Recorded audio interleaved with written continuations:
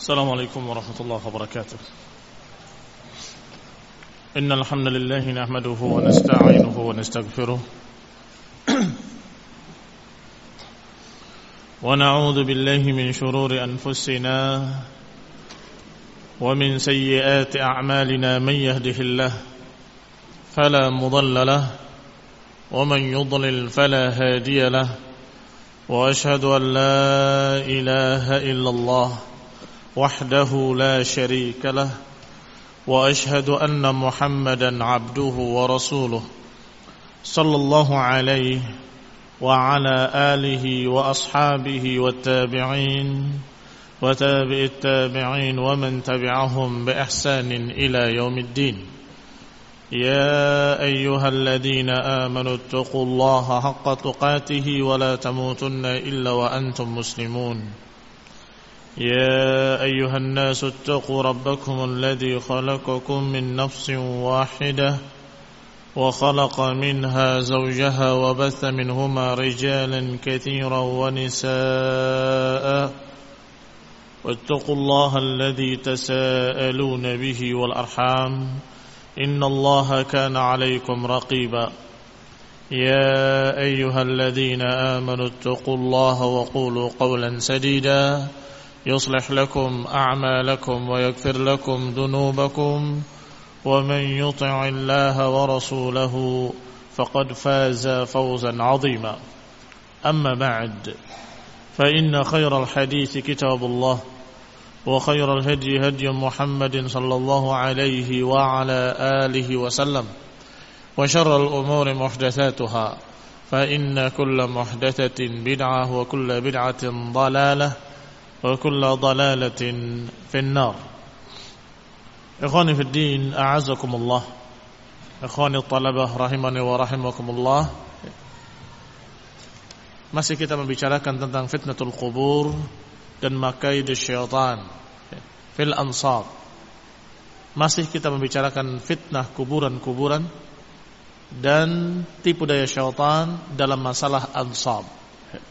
Sampai kita pada ucapan Ibnu Qayyim rahimahullah dalam kitabnya Ighatsatul Lahafan, yaitu innama ishtaghala katsirun minan nasi bi anwa'in minal ibadatil mubtadi'ah allati yakrahaha Allah wa rasuluhu li'aradhihi minal masyru'i aw ba'dihi.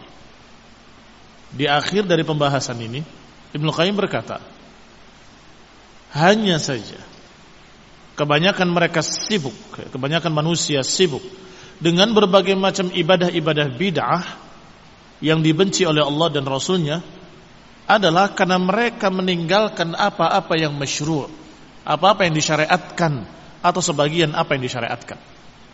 Jadi beliau simpulkan bahwa kebanyakan mereka yang mengerjakan kebid'ahan atau ibadah-ibadah bid'ah itu karena mereka meninggalkan ibadah-ibadah yang sunnah. Wa in qamu bi suratihi adh-dhahirah faqad hajaru haqiqatahu al-maqsudah minhu. Walaupun mereka telah menegakkan bentuk-bentuk zahirnya, bentuk zahir maksudnya bentuk-bentuk lahiriahnya, yakni salat ya kayak salat, puasa ya kayak puasa, zikirnya kayak zikir, secara zahirnya, secara lahirnya sama. Tetapi hajaru haqiqatal maqsuda minhu, tetapi mereka tinggalkan hakikat isinya yang diinginkan, yang dimaksud di dalamnya. Kenapa sholat kok perlu-perlunya sholat di tempat keramat? Ada apa di tempat keramat? Kenapa puasa harus di sana dengan tirakatan di sana, dengan iktikaf di sana? Kenapa zikir harus di sebelah kuburan wali? Lihat ikhwan fillah azakumullah. Bentuk-bentuk zahirnya sama. Tetapi mereka meninggalkan maksud dan tujuan hakiki yang terdapat dalam ibadah-ibadah tersebut. Tentunya tujuan hakiki dari ibadah-ibadah tersebut adalah beribadah kepada Allah, mengesahkan Allah, mengagungkan Allah, memuliakan Allah subhanahu wa ta'ala. Adapun mereka yang melakukannya di kuburan, apa tujuannya? Mengagungkan kuburan, menghormati kuburan, membesarkan kuburan, mengkeramatkan kuburan. Lihat, berarti hakikat yang terkandung berbeda. bentuk lahiriahnya sama, bentuk zahirnya sama, tetapi inti maksud dari ibadah tersebut berbeda. Yang ini memuliakan Allah, sedangkan mereka memuliakan tempat keramat, memuliakan orang mati. Kaum muslimin yang saya hormati. Berarti mereka qamu bi suratihi dhahirah wa hajaru haqiqatahul maqsudah. Mereka menegakkan bentuk-bentuk lahiriahnya sama, tetapi mereka meninggalkan hakikat yang dimaksud dari ibadah-ibadah tersebut. Wa illa famin aqbala 'ala salawatil khamsi biwajhihi wa qalbihi.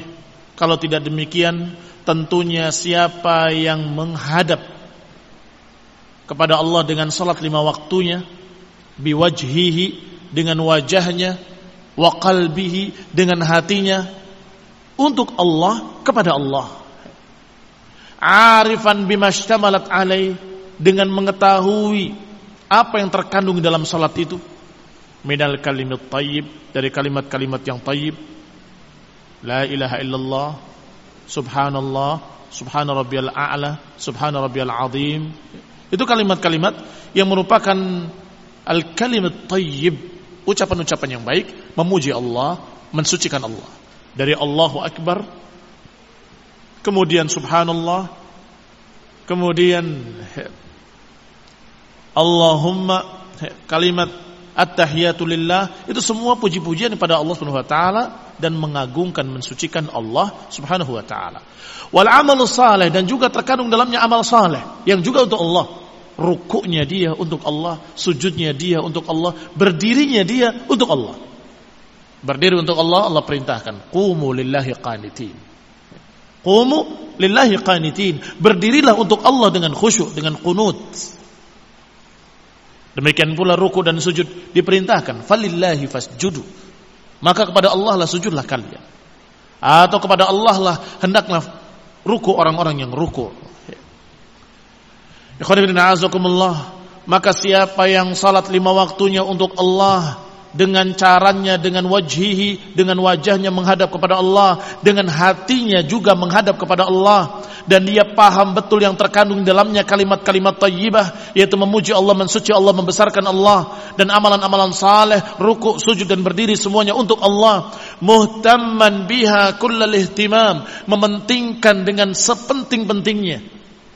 Aghnathu 'anil syirki. Orang yang demikian, maka dia sudah tidak butuh lagi dari kesyirikan-kesyirikan.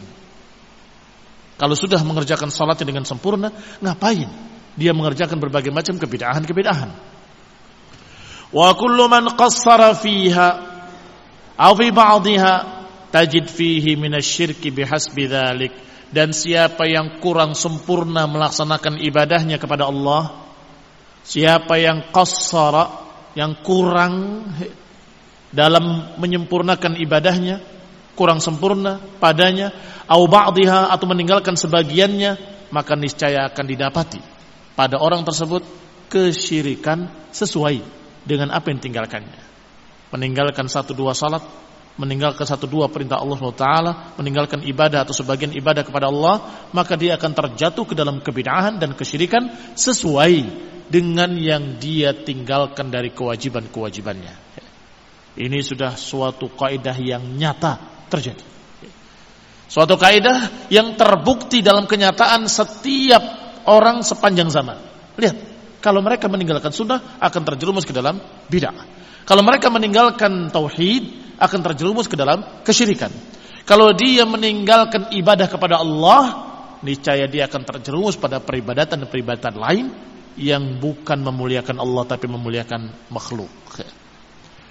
Wa man asgha ila kalamillahi biqalbihi, siapa yang memusatkan perhatiannya kepada ucapan Allah Subhanahu wa taala, biqalbihi, dengan hatinya, yakni memusatkan pikirannya kepada Al-Qur'an, perhatiannya kepada Al-Qur'an, hatinya kepada Al-Qur'an, wa tadabburahu wa tafaqquhahu wa tafahhumahu. Tadabbur, mempelajari Al-Quran.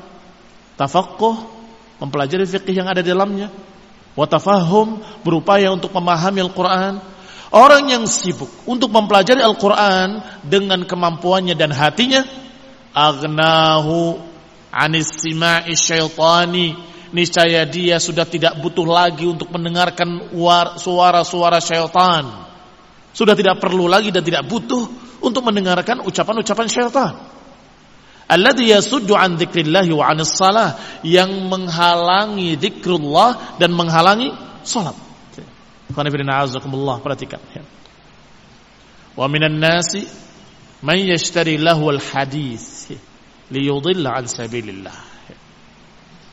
Di antara manusia ada yang membeli dengan modal lahwal hadits, ucapan-ucapan kosong, ucapan sia-sia, ucapan-ucapan jelek, ucapan-ucapan kufur dan syirik, ucapan-ucapan yang maksiat, ucapan fasik, ucapan yang merupakan nyanyian-nyanyian kosong, nyanyian-nyanyian cengeng. Semua itu adalah aqwal syaitaniyah atau yang diistilahkan oleh Ibnu Qayyim sima'asy syaitani, suara-suara syaitan. Allah katakan kepada iblis ketika iblis menyatakan akan menghalangi manusia, kata Allah, silakan. Wastafziz man istata'ta minhum bisautik. Silahkan kamu giring mereka dengan suaramu, kata Allah. Wastafziz man istata'ta minhum bisautika wajlib alaihi birajlika wa khailika wa rajlik wa'idhum. Silakan kerahkan tentara kamu wahai iblis yang berkuda dan berjalan kaki, silakan. Wa'idhum, dan silakan bikin janji-janji. Wa ma ya'iduhum asy-syaitan illa ghurura, dan tidaklah syaitan memberikan janji-janji kecuali kedustaan. Diawali oleh Allah dengan kalimat wastafziz man istata'ta minhum bisautik. Silahkan giring manusia dengan suaramu wahai syaitan. Apa suara syaitan? Selain suara syirik dan suara kufur, suara fasik adalah nyanyian-nyanyian, lagu-lagu dan musik. Orang yang sibuk dengan Al-Quran, membaca Al-Quran, qiraah, tilawah, membaguskan suara Al-Quran, membacanya dengan bagus, taghanna bil Quran, yakni membacanya dengan tartil, dengan bagus, dengan enak, Masya Allah. Juga mempelajari isinya, tafsirnya, makna-maknanya, istinbat hukumnya dari para ulama. Maka orang ini niscaya tidak akan perlu, gak akan butuh untuk mendengarkan lagu-lagu, gak sempat untuk mendengarkan nyanyian dan musik, dan dia gak merasa butuh untuk itu semua. Tetapi sebaliknya, orang yang sibuk dengan nyanyian dan musik, sibuk dengan lagu-lagu, sibuk dengan berbagai macam suara-suara syaitan, maka niscaya dia enggan untuk mendengarkan Al-Quran. Enggan untuk mendengarkan Al-Quran. Masih kelanjutan ayat tadi. Ka'anna fi udunaihi waqra. Kata Allah, seakan-akan di telinganya ada sumbat, ada tutupan. Orang yang sibuk dengan lahwal hadis, maka dia jauh dari Quran. Orang yang sibuk dengan Quran, dia jauh dari lahwal hadis, dari ucapan-ucapan kosong. Ikhwan ibn a'azakumullah muslimin, ikhwan at-talabah rahimani wa rahimakumullah. Ini menunjukkan kaidah Ibnu Qayyim dan kaidah para ulama adalah hak, bahwa siapa yang sibuk dengan tauhidullah, mengesahkan Allah, maka dia jauh dari kesyirikan. Siapa yang sibuk dengan sunnah-sunnah Rasul, maka dia terjauh dari kebidahan-kebidahan. Sebagaimana siapa yang sibuk dengan Quran, maka dia jauh dari nyanyian-nyanyian. Ini perkara yang mesti akan terjadi. Karena yang namanya hati ini tidak seperti gelas kalian, dicampur yang putih dan merah jadi merah muda, enggak begitu. Dia kalau sudah berisi merah enggak bisa dituang yang putih. Kalau sudah berisi putih enggak bisa dituang yang merah. Artinya dalam keadaan kalau dia sudah disibukkan dengan Quran, maka yang lain susah untuk masuk. Gak bisa dan gak punya tempat untuk masuk ke dalam hati orang yang sibuk dengan Quran. Tidak akan bisa masuk ke dalam hati yang sudah sibuk dengan tauhidullah, mengesahkan Allah, mengagungkan Allah, membesarkan Allah. Maka dia sibuk dengan itu, gak ada tempat untuk memuliakan dan mengagungkan selain Allah Subhanahu wa taala. Demikian pula ikhwan fillah azakumullah, mereka yang sibuk dengan Quran, maka dia gak akan sempat dan gak ada tempat untuk mendengarkan nyanyian-nyanyian dan musik. Qala, selanjutnya dikatakan Wa kadzalika man asgha ilaihi wa ila haditsir rasul. Demikian pula siapa yang perhatiannya ditumpahkan, dipusatkan kepada Quran dan kepada hadis Nabi sallallahu alaihi wa ala alihi wasallam bi kulliyatihi, dengan keseluruhan hatinya. Ini bukan sekedar, tapi dengan kesungguh-sungguhan, wa bi kulliyatihi, dengan keseluruhan hatinya. Wa haddatsa nafsahu biiqtibasil huda wal ilm minhu, dan dia mengajak bicara jiwanya dengan dia ambil dari huda, dari bimbingan Nabi, wal ilm, dengan ilmu yang datang dari Allah dan Rasulnya, la min ghairihi, tidak mengambil dari lainnya. Orang yang seperti ini aghnahu 'anil bid'i wal ara'i wa takharrusat wasyatahat wal khayalat. Orang yang seperti ini, maka dia merasa cukup dan sudah cukup, tidak butuh lagi kepada kebid'ahan atau pendapat-pendapat manusia atau takharrusat tebakan-tebakan, kayaknya begini, kayaknya begitu, mungkin begini, mungkin begitu. Itu takharrusat. Wasyatahat, ucapan-ucapan yang kosong, ucapan-ucapan yang tidak ada maknanya, enggak ada nilainya. Wal khayalat, dan juga tidak butuh kepada ucapan-ucapan khayal. Dia selalu demikian keadaannya. Kalau hati sudah dipenuhi dengan kesibukan mempelajari Quran was sunnah, mempraktekkan Quran was sunnah, meyakini apa yang ada pada Quran dan sunnah, maka orang ini hatinya sudah sibuk dengan Quran dan sunnah. Gak akan dia sempat dan gak akan dia butuh dan gak pingin untuk mengambil yang lain. Kebid'ahan. Quran dan sunnah saja saya belum selesai, mau pakai acara-acara baru lagi. Datang lagi takharrusat, kayaknya begini, kayaknya begitu. Ini yang pasti-pasti saja saya belum selesai mempelajarinya. Ngapain mempelajari sesuatu yang tidak pasti, yang kayaknya begini, kayaknya begitu, mungkin begini, mungkin begitu, tebak-tebakan. Na'udzubillah. Kita berlindung kepada Allah dari perkara yang demikian dalam masalah akhirat. Akhirat itu pasti. Akhirat itu adalah sesuatu yang kekal abadi, maka enggak bisa kita mencarinya dengan tebak-tebakan. Mungkin begini, mungkin enggak bisa. Maka orang yang sibuk dengan Quran dan Sunnah, dia akan merasa ini sangat cukup dan sudah cukup. Gak perlu pakai tambahan-tambahan lain, bid'ah. Gak perlu pakai menebak-nebak, mungkin begini. Ini yang pasti-pasti dalam Quran dan Sunnah, belum seluruhnya kita pelajari, belum seluruhnya kita terapkan. Mau pakai takharrusat wa dhanna. Demikian pula kalau datang kepadanya khayalat, syatahat, ucapan-ucapan kosong, dongeng-dongeng, takhayul dan khayal. Kalau saya nanti begini, saya akan begini. Kalau saya begini, itulah jangan khayal. Kenyataan sekarang adalah kita belajar, kita terapkan. Itu yang nyata. Kita belajar Quran, Sunnah, kita kerjakan. Nanti kalau jangan pakai kalau. Lau harfu syaitan, atau yang diistilahkan taftah babu syaitan. Kalimat lau itu akan membuka pintu syaitan. Kalau saja. Ikhwan fillah azakumullah, orangnya duduk ngelamun tapi bayangannya sudah jadi ulama. Kalau saya sudah jadi alim seperti Syekh Fulan dan Syekh Fulan, kalau saya sudah punya murid-murid sekian, kalau saya begini, kalau saya begitu, nanti saya akan begini, akan panjang ceritanya. Begitu sadar, masih duduk di kursinya, masih belum bisa baca Quran. Iqra 1 belum selesai. Ngapain dengan khayalat? Sudah kenyataannya kamu belum bisa baca Quran, pelajari Al-Quran. Kenyataannya kamu belum memiliki ilmu, pelajari ilmu din.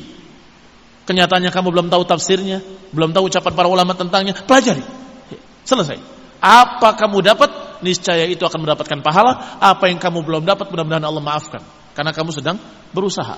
Tetapi kalau kamu membuang waktunya dengan khayalat, dengan khayalan-khayalan, ucapan-ucapan kosong, dengan kalau-kalau dan seterusnya, maka ini adalah perkara yang akan membuang waktu.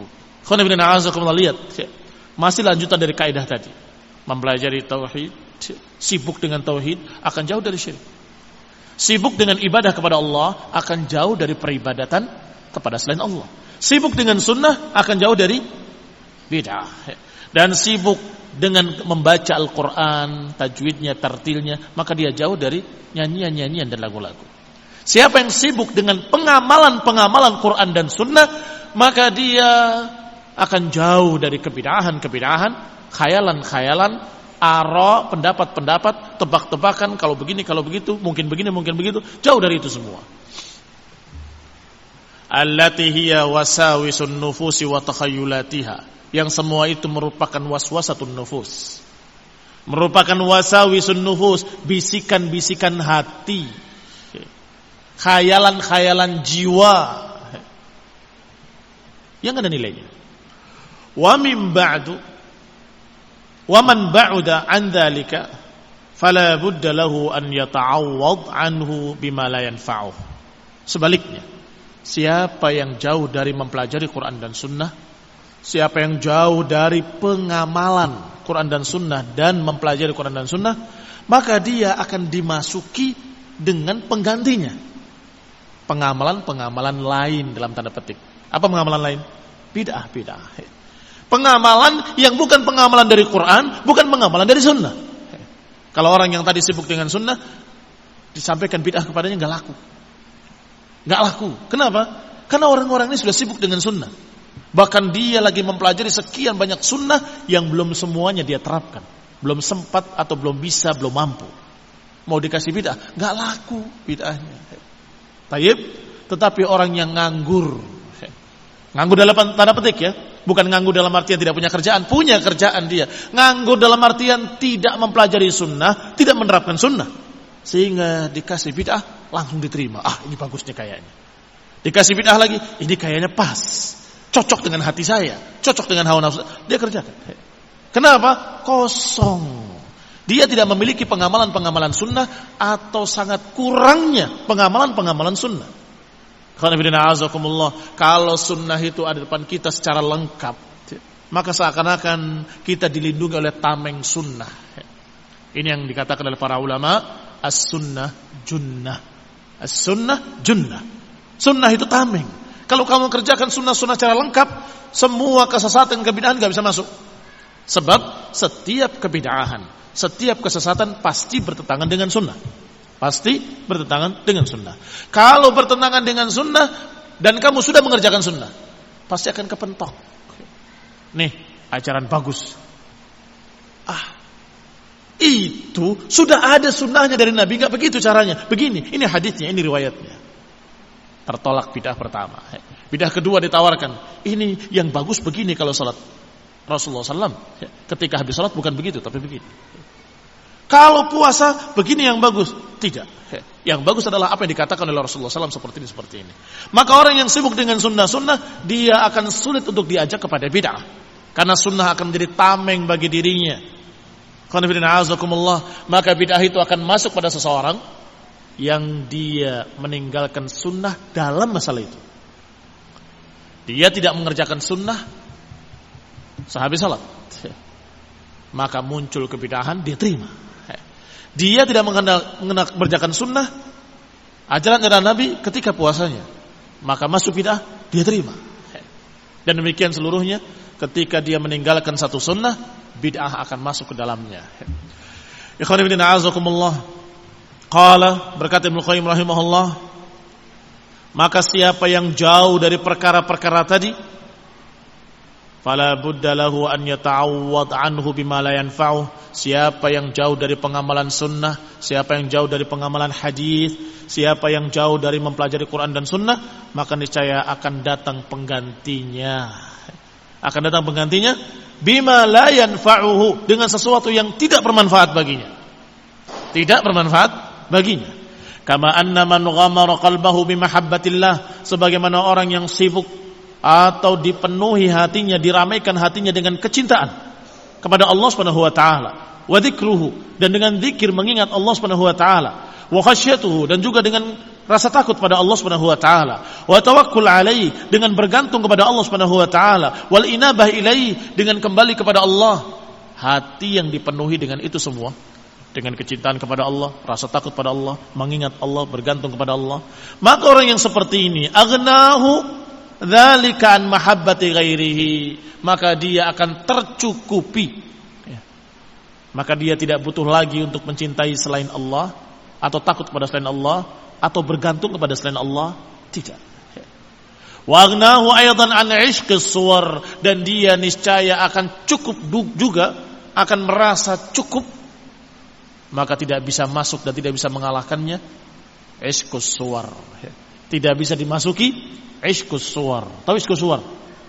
Ishqus suwar itu kecintaan pada bentuk-bentuk rupa. Seorang wanita senang sama pria yang tampan. Seorang pria senang sama wanita yang cantik.